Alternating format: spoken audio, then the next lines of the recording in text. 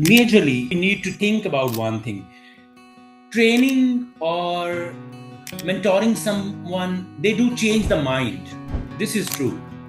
Training of the minds. Well, there is another important factor, and that is building a system and a culture. They have the same workloads, they have same the teaching loads, they have lack of fundings, they have administrative assignments. So eventually, the enthusiasm fades away.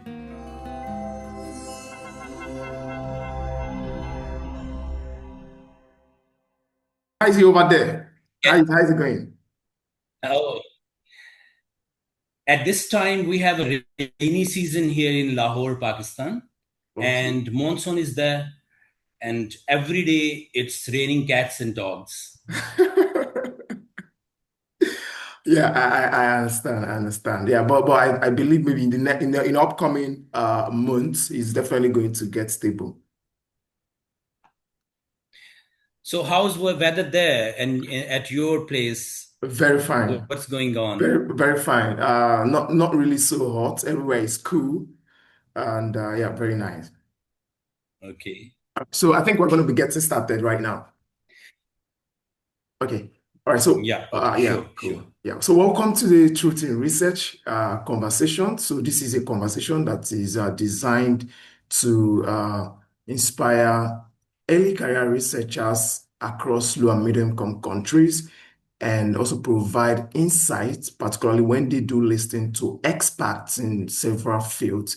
So that's the idea behind the Truth in Research. And today we're going to be talking with somebody who is somebody who is very exceptional, particularly in the field of education. So we have Professor Naim Mubarak.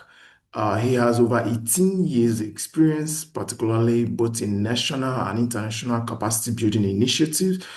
Professor Naim Mubarak is someone that has moved up the ladder, currently serving as the Pro Vice Chancellor in Lahore University in Pakistan. So today we're going to be discussing about, what universities get wrong about capacity building and why and how it does influence, evidence-based initiatives. So before we get started, I would like Prof, just introduce yourself. Just take us back to your time, particularly when you started your career back at the British Council. Just take us back how you climbed the ladder and introduce Okay. yourself. First, thank you for having me here. Thank you very much. Thank you very much for having me here. I actually received my early education in Lahore, Punjab, one of the most oldest university, the University of Punjab. I did my Form D, Doctor of Pharmacy, over there back in 2003 to 2008. Then, after some time, I spent in a medical college as a teaching, as a lecturer. I started my career. I went to UK, completed my master's degree over there in Sheffield University. Then, after return, again joined the academic, started as an assistant professor, just moving on the ladder and becoming an associate professor, head of department. I have served in more than 3 countries now, but Lahore is the major hub for my career. I have been here for more than now 15 years. Uh, Apart from that, my PhD was in the Malaysia. I spent quality time there pursuing my PhD. It was based on collaborative working model for community pharmacists and general physicians in Malaysia, and its economic and clinical outcomes and its impact over there. So, this was a brief background of my studies, and my research interests include the health policy, educational policies, as well as the clinical trials. Also, I actually we have a full-fledged team of who conduct systematic reviews and meta-analysis for different interventions. We also now run in this university a PhD program in pharmacy practice and clinical pharmacy. We have a master's degree. We also offer some degree programs other than the pharmacy, that is physical therapy, rehabilitation sciences, nutrition sciences, and many others. Um, and the focus of the university is primarily healthcare at the moment, and we are expanding till date. Well, that's really a very great one. You've really had a very massive experience out there. And looking at what we are designed to talk about today, looking at why capacity building, universities are currently engaging in capacity building. There are a lot of capacity building initiatives. So when universities talk about capacity building, what do you really think is one of the most commonly misunderstood what do they really misunderstand or overlook whenever they talk about capacity building? Because you did mention about This is systematic great. review. I actually, taking inspiration from the model in UK, I have been trained there. I served there in the UK. They have more focus on the outcome of a capacity building, for instance, through a workshop or for through a seminar or a course or whatever the case is. In low and middle income countries such as Pakistan or even the other similar countries, we actually face one major dilemma, and that is the whole process talks about capacity building in terms of attendance of certain faculty members.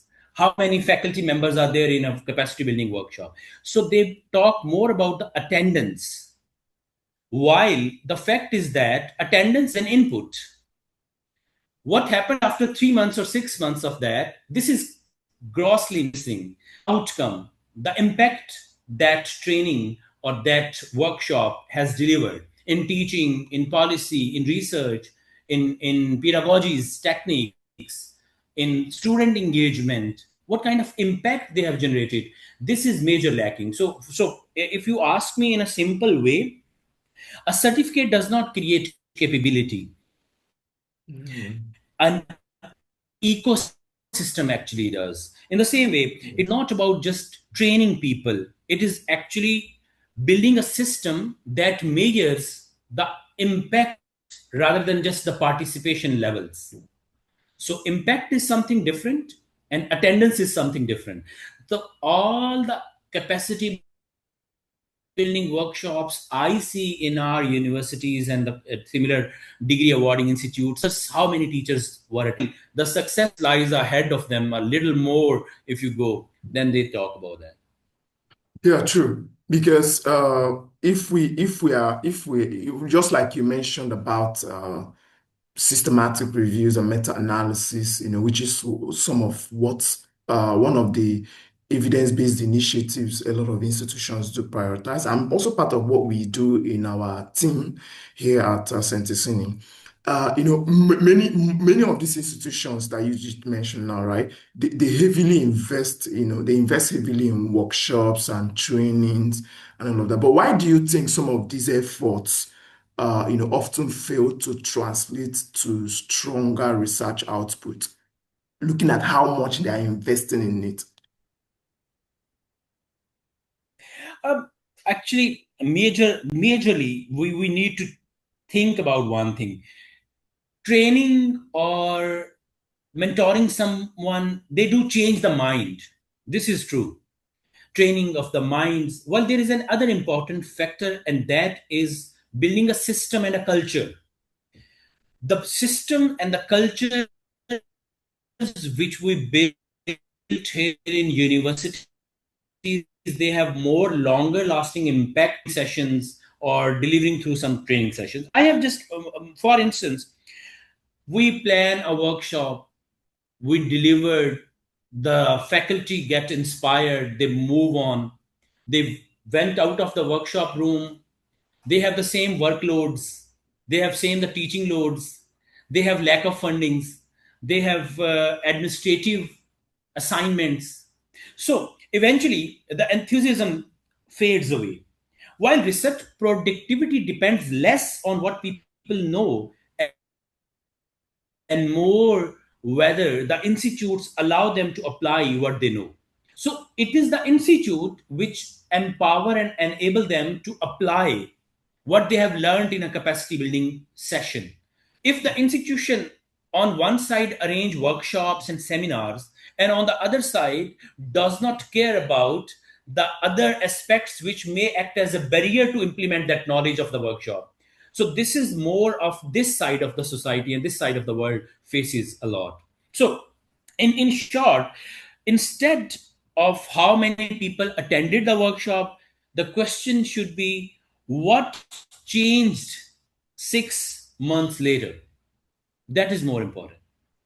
Yeah, true. Because, when you look at this idea of workshops, uh, institutions need to design a kind of a program where when you finish a workshop, let's say, for example, now we organize a workshop, it's always very important that at the end of that workshop, there needs to be an engagement that will continue to keep the participants practicing what they've learned. Take for example now at St. Cinim, when we finish a systematic review training workshop, we move the participants into our alumni platform and then give them some systematic review challenge to do so that it's going to keep their brain fresh. So I think this what you made a very good point there, where at the end of the workshop, many at times you see that these institutions they don't really have a way of continuously monitoring and ensuring that the participants also have continue to retain the information that they've actually delivered in that workshop. So, looking at your experience now, what do you think is what distinguishes between, institutions that successfully build research capacity from those that struggle? Yeah, this is now another important factor in terms of in the essence of the capacity building. I believe research excellence begins with leadership excellence. I have worked under so many vice chancellors and many other institutional, like our group has 4 universities as well. So the leadership plays a decisive role in creating an ecosystem that not only offer workshops and other things, but also major impact of those workshops. For instance, the difference is in the leadership and the culture. The research should not be viewed as a one department or a one person's responsibility. It is the responsibility of the vice chancellor down to a lecturer level.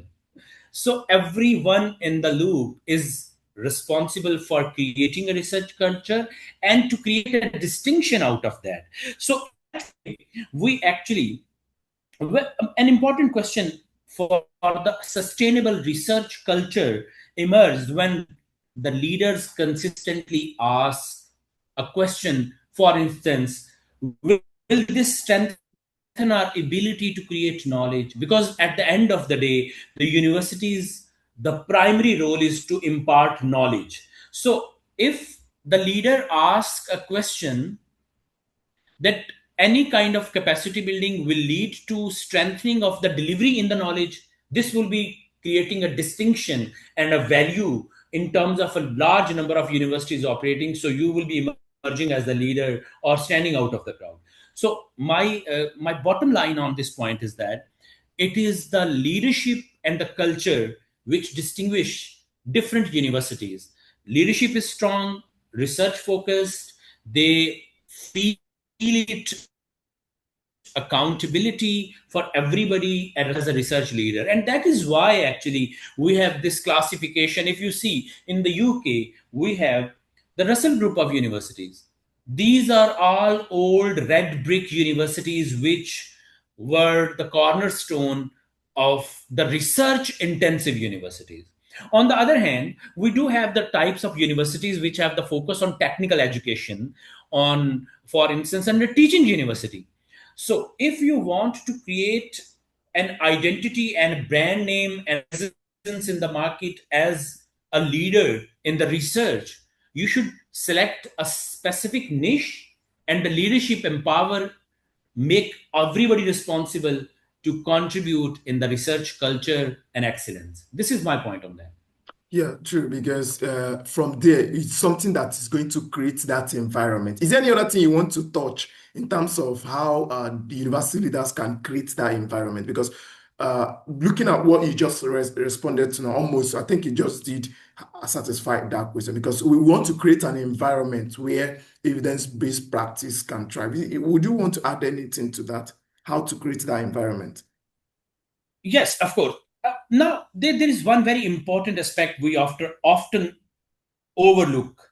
Culture is what people do when nobody is saying them. Nobody is, reminds them. The culture is when the people do when nobody is on their head to supervise them. What they do, that represent the culture. If I am standing on the head of few faculty members and they are doing right, they might be just being, it is my presence or the senior leadership presence, they are doing something.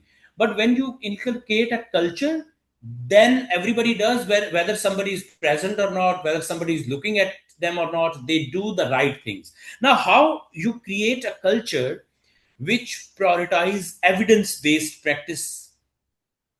I believe the people, and after you also have some question points on the mentorship and its importance and significance in mentorship. This is the point where it comes that all the employee actually look up to their supervisors and mentors and their leaders. If the leader is moving on whims and vibes, they will also follow the same suit. If the leader decisive Hold role, on. All right. Okay. All right. Continue. Continue. yeah, so just my point and bottom line was the leadership plays the decisive role in creating the culture. The leadership excellence is equivalent to research excellence. If the leader decides based on the evidence, the whole team would follow. In the same way, and the culture is built. One we I teach myself the evidence based practice even today. Being in administrative role, I even teach the evidence based practice. The evidence based practice, right from the start, I ask you a question and I ask my all scholars, whatever the piece of information is in front of you, always the first thing that comes to your mind is to ask yourself, what is the evidence? Completely. What is the evidence? So when it becomes a rhetoric, you would always look naturally for an evidence. And then I also categorize the evidence into subjective evidence and objective evidence. So Yeah. is it a kind of a qualitative synthesis or is it a kind of quantitative synthesis? It is about impact or it is about effect. So all these things are interrelatable. So my point would always be it is the leadership which defines and create a culture of evidence based policy making.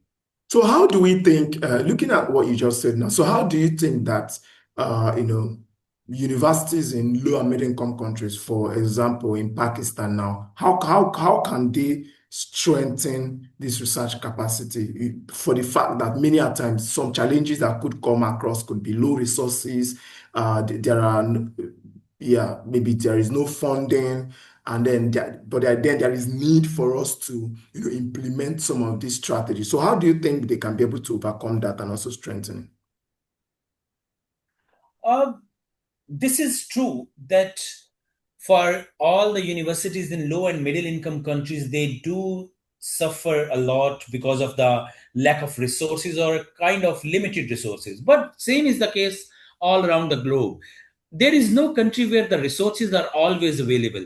I believe in today's world, and it is a very well known quotation as well, that today's world is all about collaboration. It is not about competition. So the research culture you want to build in low and middle income countries, the biggest barrier is often the isolation they are working. It is never the other way around. So if you don't have funding, collaborate with other universities, make joint projects, make policies, MOUs with other universities in the world, and they are very much interested. We have our own example, for instance. We recently make an MOU with the University of Ulster. One is in Dubai. So these all universities are actually funding the combined and the joint research projects our PhD and MPhil students are conducting, and they are primarily providing the major funding for these projects. So in a nutshell, collaboration is the key in nowadays, especially after digital technologies. You tell me one thing: is it difficult to, like, we are poles apart in terms of distance, but we are connected today on convening a meeting for this research collaborating institutes? So my point is that in today's world, in today's digital technologies, collaboration is no more a very difficult task for any university if they have intention to do so. Yeah, I do agree with that. And yeah, because when you implement collaboration strategies, it's something that now makes it more easier, in reducing the burden that might come from that financial constraint or maybe other resources. When we also talk about collaboration, it could also be resource persons, right? It could be that some institutions has an maybe they're understaffed. So when they collaborate, they might also get to have that staff exchange programs and all of that. So you mentioned about digital technology now. So I'm just going to kind of pick your brain now. So let's say, for example, now we know how much artificial intelligence is advancing, particularly in research, and a lot of tools are already out there. And this is something that is kind of intercepting with evidence-based practice, lots of research activities and all of that. So how do you think we can manage the use of some of these tools and ensuring that we also maintain academic integrity? Um, this is about something like, I believe there is one more thing. Mainly, mentorship is probably the most undervalued component in academic system at this time in this part of the world. Mentorship, the significant impact a real mentor can have on its mentees, that actually determines the quality, the integrity. Because at the end of the day, it is not about just publication, training, research, design. It is also about rejections. It is also about ethical considerations in research. It is also about uh, multiple rejections in and failures in publication of the lack of funding. So ethical mentorship is the thing which generally, can you hear my voice? Yes, yes, I can. Am I audible Very to you? audible. Okay, Yes. okay. So, for especially for the young academics and young scholars and the early careers professionals, the importance of a good mentor is twofold nowadays. That is why I always, advise my students to choose a mentor very wisely. Somebody, I ask, who was your supervisor? Who was your mentor? And they name, of course, somebody. But from that, I have an assessment of the fact that the person is trained, is mentored on the same ethical grounds as that person, as his mentor was. So mentorship plays a very significant role in terms of ethical considerations, resilience building in the young scholars, and especially to engage them in a very productive things. They also teach them what to think and how to think about certain things. Their logical patterns are defined by these mentors. So if the mentor is logical, they would also go for that. Yeah, I think that is a very great point because if with the advancement in artificial intelligence and all digital technology, what you're saying right now is that it is very important that people get mentors. And if you remove the role of mentorship, a lot of people are going to mess things up. You see them uh, using these tools wrongly.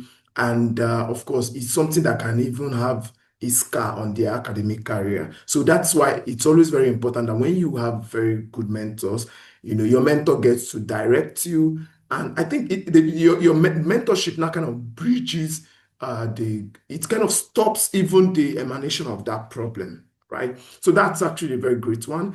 And I think I want to really say a very big thank you for some of what you've did, what you've contributed to. But now I want us to look at this particular last question right now. So let's say, for example, right now, you're in Pakistan currently, and then there are also other people in other LMIC contexts. So what is one message you would want to leave for university institutions and other organizations, particularly with respect to capacity building And what is one message that you've always had in mind that you feel like you want to communicate to them in order to get things properly done?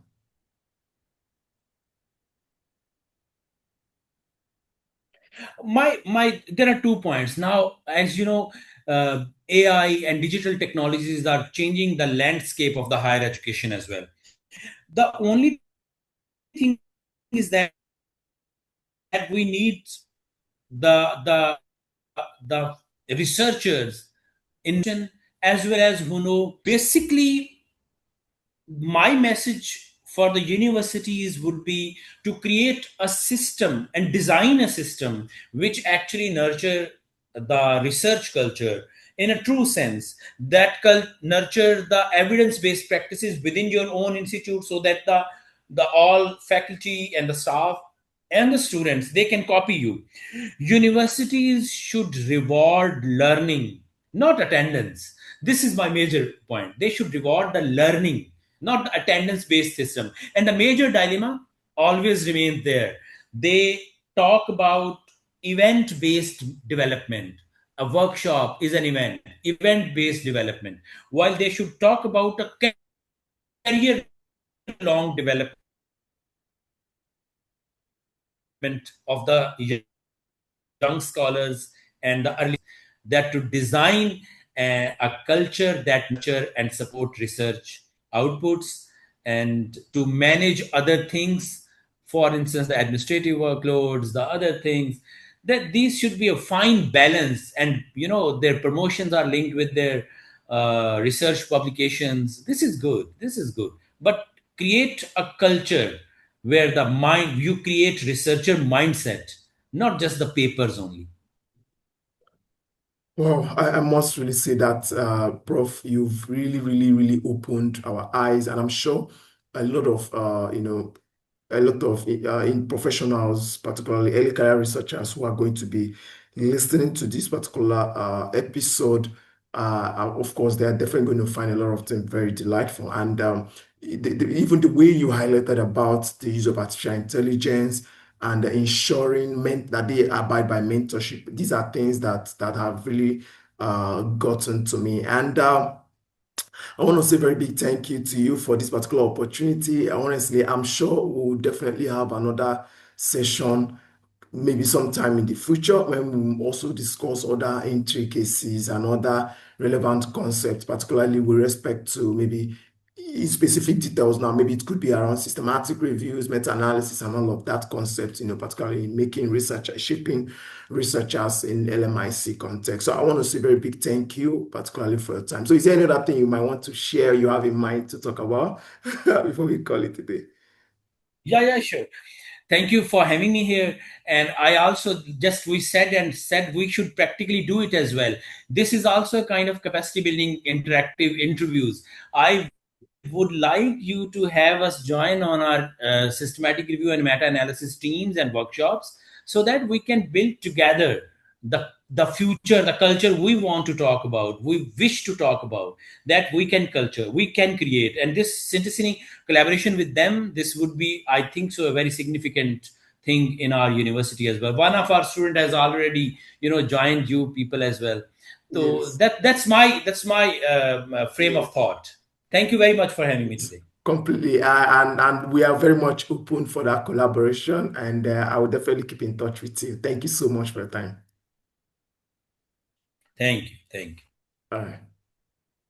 So, okay. you.